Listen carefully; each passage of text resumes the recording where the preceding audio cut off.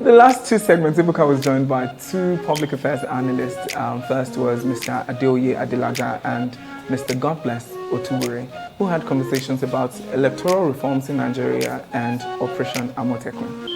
Here's what you missed on those two segments. There was a lot of talk about how did the fourth place person become the winner of the elections. You know, the person in second place we hear was basically ruled out on the technicality of being registered with two parties or something along those lines.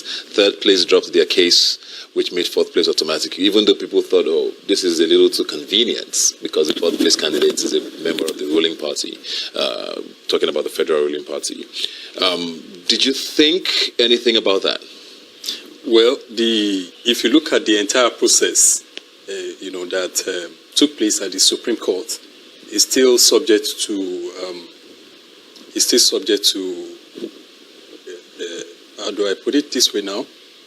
There are a lot of contentious, statements or about the entire process, because the winner of the election was declared a winner by INEC. He didn't declare himself as a winner. Yeah. So if we have to look at the problem now from the point of Supreme Court, that they said in 388 polling units, the person that took fourth, his election was nullified, right? So now the Supreme Court is now coming up and say, oh, this thing was done illegally. So we are bringing back this figure to add to his figure, and they pronounce him as a winner. So there are questions, emerging from that, what Supreme Court did. That is it the only person that his election or results were annulled in those 388 polling units in Imo?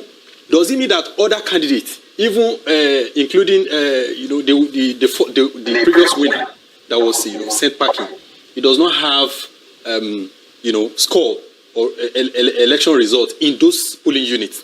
That's a question.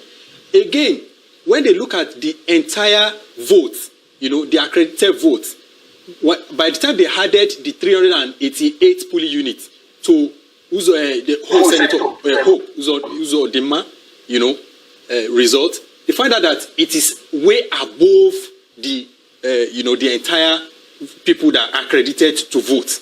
So it's still subject to problem right now, because there's no other room for appeal, because the Supreme Court is the final arbiter. If you look at what's happening now, people are saying that they were giving precedent that Supreme Court can reverse or review itself. I have interacted with two lawyers, who they told me that it is possible that Supreme Court, though they are final, their judgment is final. They are not supreme because they are infallible, but they can review that judgment. So it's still well. That was fun. I do hope you had a great time just catching up with us on the show. The show is back on Channels Television Sunday, 3 p.m.